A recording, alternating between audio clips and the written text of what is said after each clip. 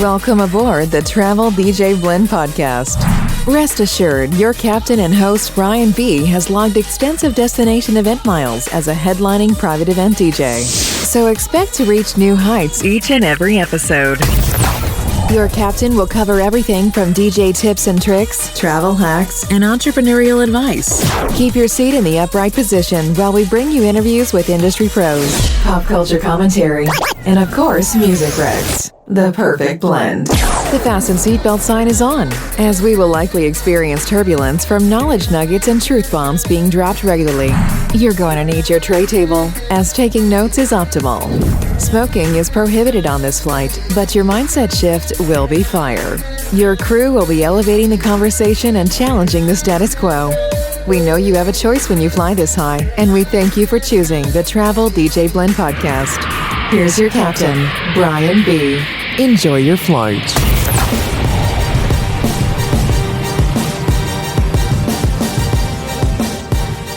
Well, hello, everybody. Welcome to the Travel DJ Blend. I'm excited you're here. Today, I'm stoked because I've got a good friend of mine, music nerd like me. You guys know him. If you've been listening to my podcast, I reference him pretty often. From Long Beach, California, Drew Pierce. What's up, Drew? Yo, what's up? Where are you today? I am home. This January and part of February was pretty crazy. I have I don't know if you're seeing this, but I have 1 week that's just back to back to back to back, and then I'll have the rest of the month off.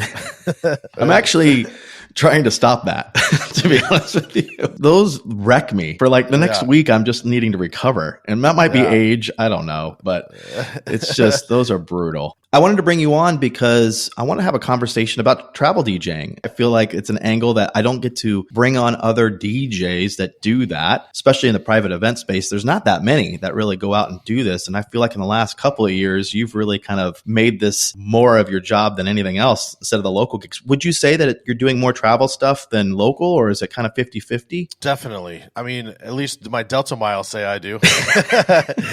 So I think, yes, I'm on the road at least twice a month. Okay, well, then this would be a great conversation because there are people who hit me up all the time that maybe they get a call for 1 a year or 2 a year, or maybe they're thinking about going full time into this and they have a lot of questions. And I thought, it's nice to get another perspective. As much as we talk, we don't go on the road together much, if at all, really. So for us to have kind of this conversation about your experiences and my experiences would be valuable for the people who are considering doing this. So I have a ton of questions for you, and I don't think half of these I've ever asked you before. So we'll just jump into it and go from there. Yeah, bring it on. Let's go. So I'm sure the first time that you started to really dabble in this, there was the allure of kind of being flown around the country to DJ these events. I'm just curious, does that feeling still there, or did it kind of dwindle after the first one? What are your thought processes when people are thinking about booking you for these travel gigs? It's a fantastic question. I think it depends where it's at. There's been a handful of times, I'm not even going to lie to you, where I'll just get a little tear in my eye, oh, I made it.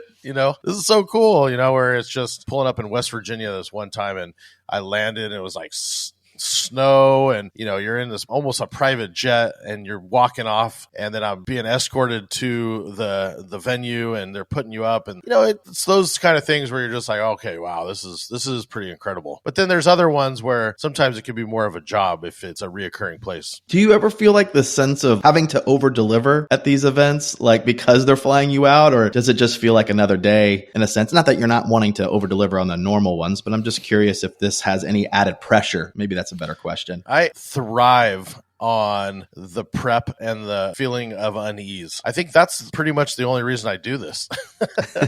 Once you start doing the gig, it's like I've been DJing long enough to where I feel like I could do it blindfolded and it just kind of kicks in. You know how to work on your toes, but the excitement comes from the unknowing and the thrill of the chase. What has been one of your favorite places to DJ at so far? Has there been a location that kind of stands out? Oh, wow. Yeah, definitely that West Virginia one. The Hamptons, dude, hands down right there. I'm in the Hamptons, and, you have to have a good sense of humor. I'm not even going to kid you guys. If you get stressed out and just things bug you and you get irked, this is probably not the gig for you, because you have to just go with the flow. A lot of things will not go right. You got to just kind of find the humor in things and just go with it. It's just like, the Hamptons one I think I didn't even get a hotel. I showered at the airport, and it was 24 hours round trip without taking a break. just going. So you got to learn to just kind of laugh at things. I always say I'm not really a DJ. I'm a virtual fireman because I feel like I'm always putting out fires no matter where. I put on that hat. It's like the DJing almost, you have to, I feel like, have the prep that you're talking about done way ahead of time, because if you think you're going to have some time while you're there to do any of that, you're sadly mistaken. There's always something, right? Well, thank God I know you, because how many times I'm calling you and you're just cool as a cucumber and you're already dealing with your own stuff that you're putting out. You're just like super cool about it. So like I said, you really got to have this ease to yourself and just be able to laugh at things, because if you get frustrated easily, this is going to just, really set you off and trigger you in ways that you didn't know. Now, what made the Hamptons one so memorable? You mentioned that one as a location. Is it just because you'd never been there before? Was it the gig itself, or what really makes that one kind of stand up for you? I've been DJing long enough. I've done a lot of these style events. The pressure is not really there, which is what I love about traveling, is it reinvigorated what I think might have started getting lost in the day-to-day of at home, the sense of unknown. This is new territory for me. Getting brought somewhere, the whole stress and all of what I really worry about is getting there and getting set up. Once I'm doing that, the DJing is just like second nature. I know what I'm doing. I always say it's like the Matrix. All of a sudden I start seeing the ones and the zeros and you're like, oh, okay, got this. No problem. Speaking of that, when you're local to an area, you probably know all the venues you typically play at. So is there any kind of added prep you're doing for locations, questions you're asking? Are you looking up Google images? Is it more imperative for them to send you floor plans? Like, what are the things that you are asking now that you're going to a place that you've never been? I think at home, I'm in California, so in regional places, there's like 4 venues and everybody works those 4 venues. The last couple of years, I don't know that I've been in the same location more than twice. So I'm already used to that, expecting that no one has a clue what they're talking about, which, as long as you treat things like that, then I think you could be prepared. And believe it or not, Brian, I was a Boy Scout. I was an Eagle Scout. And the motto of an Eagle Scout is never lost on me, is be prepared. Something that, I learned when I was young and I still stick with it. We'll continue this interview with Drew after one word about one of our sponsors. Hey, private event DJs, are you still planning your clients' events with a Google Doc or a Spotify playlist? If so, let me help you out. Vibo is a music and event planning app for your clients that I've been using for years. Not only has it been a great perk in booking my services, but it's the only tool that has ever been mentioned in client reviews. Vibo saves you time. It syncs your music from your clients' requests in seconds, and it integrates with your music software of choice. Now here's an exclusive offer for my podcast listeners. Save $10 off your first month subscription by entering the promo code DJBrianB when booking your free demo on Vibo's website. This one small change will level up your business. Visit ViboDJ.com, enter the promo code DJBrianB, and book your free demo today. What do you wish you would have known about things on the road before you were a traveling DJ? Oh, man, good question. Let's see. Again, it comes back to the unknown is what I like. Once I know it, I get bored. I've been DJing 20 years, so now it's just the excitement. Just shake it up. Do you have any pre-travel routines or things that you do before you go that you got to make sure are done? Is there any kind of rituals or anything like that? I might be the worst person. I'll call Brian or I'll text him while I'm flying. I'm like, oh, damn, I didn't even get a hotel yet. I think this last one, we were in Mississippi and I was texting him. I'm like, I haven't seen a city in a while. Do you think there's hotels there? And I didn't even have anything booked. So I'm legitimately the worst when it comes to pre-planning and, that's how I like to travel anyways with my wife. Anytime she tries to throw any kind of plans on the book, I'm like, no, it makes me mad. It's like, get out of here. It's an adventure. Now you tend to go all the way across the country a lot. So it seems like you're on the East Coast often. How do you handle the time change stuff? Because yes, it's easy to stay up later, but a lot of these have some call times where it's just brutal. Is there any tricks to that? Are you listening to, Yanni on the way home from the gig? Are you, give me a little bit of your tips on time change hacks? Well, I have a kid, so I'm used to not sleeping. So that's already in the books. Time change hacks. Honestly, you got to look at the time and just trick your brain and go, oh, that's what time it is, and not think about what time it should be or anything else. It's like I look at the clock and that's what time it is. As long as you know that you have to be awake going for the majority of one day and that before and after you could sleep, I don't really see too much of a problem with just getting with it. Now, are you a foodie kind of guy? I am, but at the same time, with a lot of these East Coast stuff that I'm doing, I just don't feel like there's time. Right. A lot of it's just on the go. And a lot of these places, I live in Southern California where everything's readily available. A lot of these places we're traveling to, most stuff's closed at the random hours, especially after COVID when I started traveling so much, is a lot of businesses are closed. It's not as much of an option. And I think when you say, about the preparation or a little bit of the stress, I think before the gig, I have like that, anxiety, if you will, of excitement that something's going to happen. So sitting down for a gourmet meal, I'm almost unable to like be chill enough to enjoy it. We're going to jump right back into this after another word about one of our sponsors.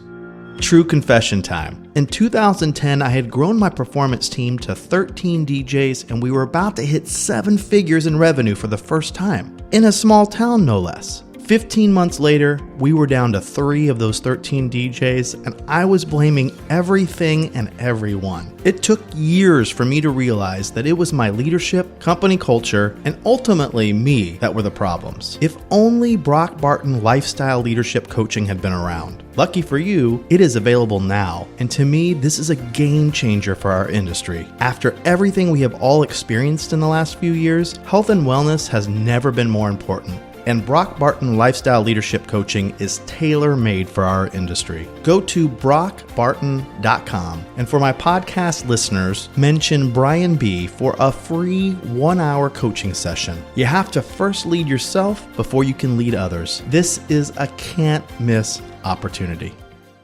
All right, well, let's talk a little bit about just traveling things that would come up, like hotels or Airbnbs. Do you have a preference? Do you typically look for one thing over another when you're trying to find it? Is it just a cost thing? Is it location? Give us a little bit of intel as to when you're booking your stays at places. I'll attribute this one to my wife, but she's a terrible, terrible hotel booker. Like, terrible. I just yell at her at all points because she will save $5 or $10 on something that's cheaper, and then I end up Ubering half the time. Half the trip is just going back and forth in Ubers or taxis. So I'm very much a location guy. Location is everything. If it saves me from taking one extra Uber, if it saves me because I could be in a location where at night I have places to walk to, location all day. I don't mess with Airbnbs unless it's an extended stay. If it's just overnight, always hotels. I have been using the Hotel.com app, which has been money for free nights. It's just, it's always accruing and trying to get all my Marriotts and all those things. Just staying on top of it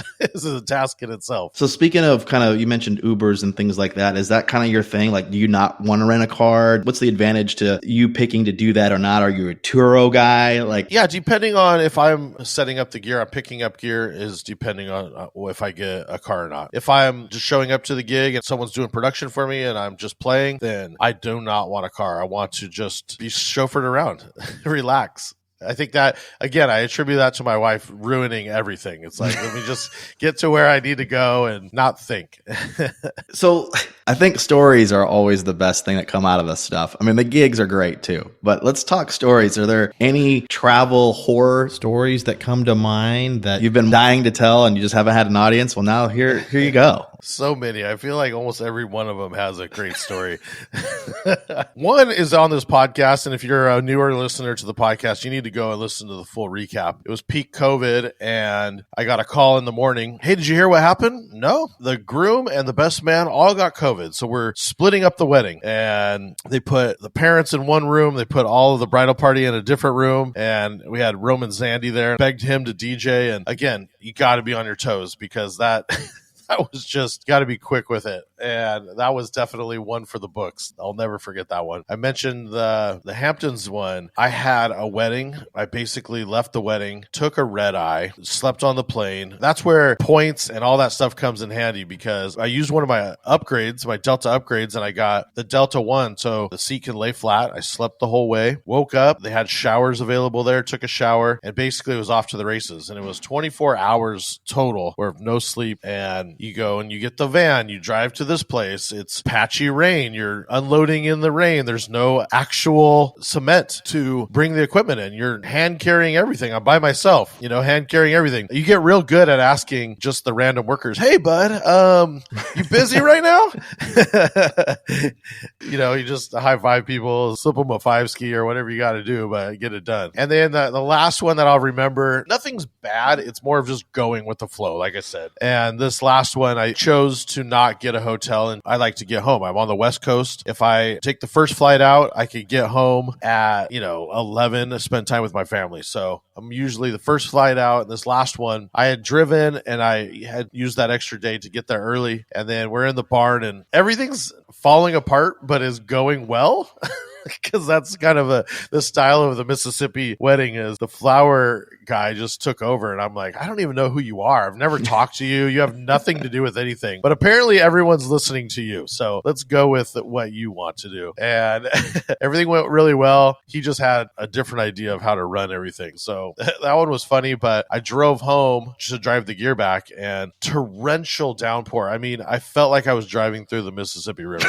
It was just coming down so hard. And, again, just lots of caffeine and you got to laugh about it. It is what it is. The gig is easy. The adventure is the story. The adventure is the whole part. Oh, absolutely. What about like gear? Is there a specific gear that you almost need to have at a travel gig that you wouldn't at a local gig? Like something that just comes to mind that are like go-tos now? Depending where you go, I have a case. It's like a Pelican style case. I actually just redid one of my lighting cases that was the right size. It's that Pelican style, that hard plastic. And in there I have one of those Reloop buddies. Worst case, everything hits the fan, you can get by on that. And then I have a portable mixer. Then I just have enough cables to run, a basic setup, something to plug in the 2 speakers and plug in power. I carry that with me to these kind of events where it's kind of has the checklist of I can do a gig. It might not be perfect, but I can get through this gig for the most part with all the stuff that's in this case. We'll jump right back into this conversation with Drew after another word about one of our sponsors.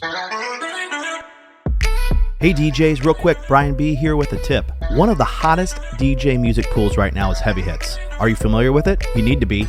They cover literally every genre, from top 40 to hip hop to Latin to Afro beats and more. Not only that, but their curated playlists and charts, including trending Spotify and TikTok tracks, are second to none. The interface is easy to use, and they have a ton of exclusive edits, which I use on the regular. But you want to know the best part? For my podcast listeners, I have a special promo code that will give you a 30-day trial for $5. Yep, you heard that right, $5. Go to heavyhits.com and enter the promo code BrianB. That's heavyhits.com, and the promo code is BrianB, all one word, no spaces. Take advantage of this right now and up your music game today. Let's talk a little bit of music. We're both music nerds. As it relates to travel DJing, I feel like any place you go, there is always a regional flair of some sort. Has there been some songs that maybe weren't on your radar that traveling there, like now they're on your radar because they just came up at a certain event? You're in a perfect location in California where you get a lot of destination people coming to you, but I'm sure it's probably even more dialed in with what they want when you're going to a spot where locals are from.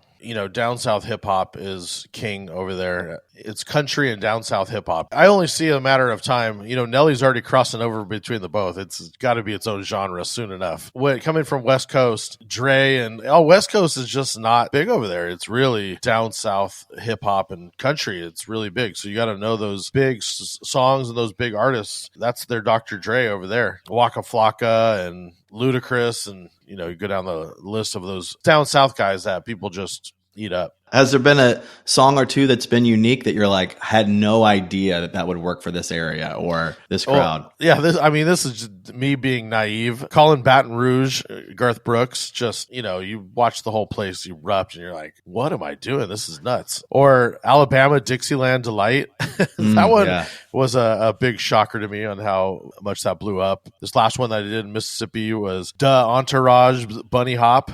Oh, yeah, that's a classic. They were adamant about no participation dances, but yet they went crazy for that one. And then I think I get this anywhere. If they know, they know.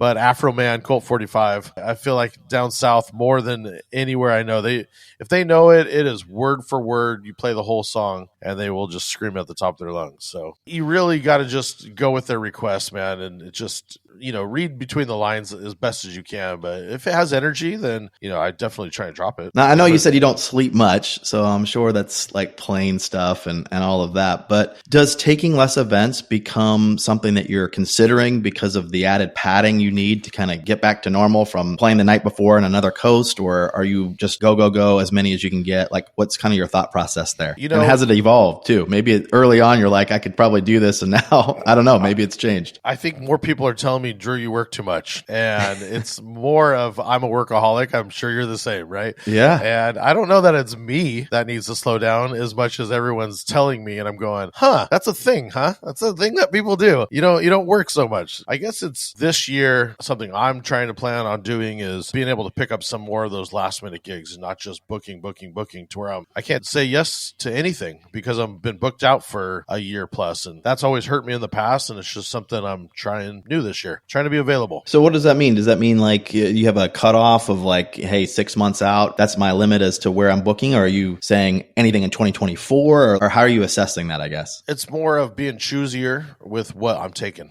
Oh, that sounds fun. Let's do that. If it sounds awesome and it fits kind of what I want to do, somewhere new, somewhere exciting, it's during a week that I'm not working, good money. Let's be honest. That's what we're all doing this for. So right. All those things kind of hit the basket. It's like, yeah, I'm going to take it and pick it up. But October right now is currently wide open. If I don't have anything that is fitting that criteria and I'm guaranteed to book that month solid, then I'm not rushing to just say yes to the first thing that comes along. Any travel hacks that are new and exciting for you that you're kind of using, whether it's a website, maybe it's things you're bringing or bags, I don't know, anything that kind of comes to mind? So I got tons of travel hacks. One, you were talking about sleep, and Rob Ferre mentioned this one to me, but on Spotify, there's a whole category of just sleeps playlists. So it has like a deep sleep. There's a white noise one, rain, all kinds of different ones. And that one the other day just saved me on the plane. I wasn't even really that tired, but man, it just knocked me right out. So highly recommend the sleep on Spotify. Apparently people use Apple Music, but I don't know those people. So if you're on Spotify, you go for that. I'm a backpack guy. I don't travel with a suitcase. I have 2 bags. I have my laptop bag with all my stuff in it, cables and all that stuff. And then I have a 40-liter backpack. And that's what I use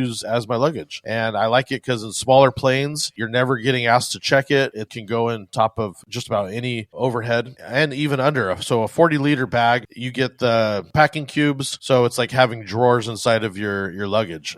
So I have a underwear and sock drawer. I got a t-shirt drawer. And then I have, I got this one really cool travel, like a small travel bag that I really love. And I have this trapped, you can't see it, but it's like a cable bag. So a lot of these compartmentalize all these little things to where you just take that bag and it's already loaded. Especially with cables, I have a travel bag for just adapters. I'm not sitting there packing that. It's just, this is the travel one. I've doubled up on everything. Throw it in the bag. Don't have to worry about it. Pack light for your clothes. And I try and mostly pack. The rest is all for equipment and the backups, So basics for traveling for sure. This bag is Heims Eagle.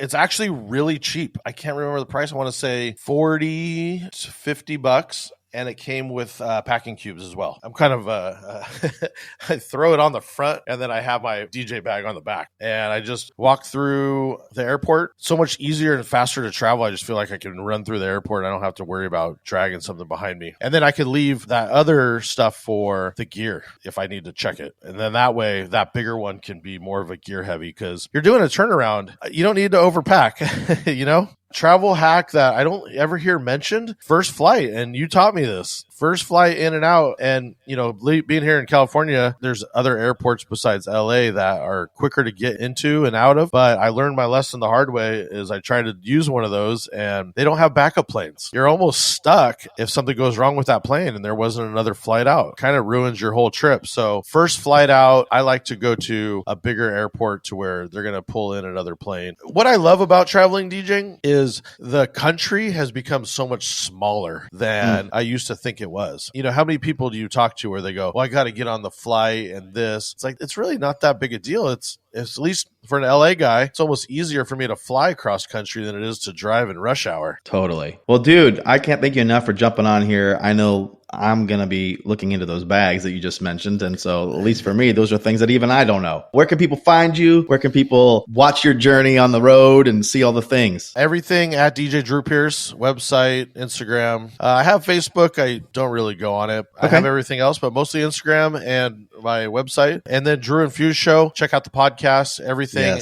at Drew and Fuse Show. Listen to it. We have famous people like Brian B on there. We have all kinds of amazing DJs that tell very intricate stories of stuff that you can learn from. So put in the work and check it out. So good. All right, guys. Well, thanks for listening. I hope you enjoyed it, and we'll catch you on the next episode. Thanks for listening. You can find this podcast on multiple platforms: Apple Podcasts, Spotify, and Stitcher. If you have a topic you'd like covered, DM us on Instagram at The Travel DJ Blend. We'd appreciate you sharing the love with a comment or a share on our social media posts for this episode. And if you are really digging the content, help us with the algorithms by leaving a review on any of the platforms we just mentioned. Until our next time together, this is the Travel DJ Blend Podcast.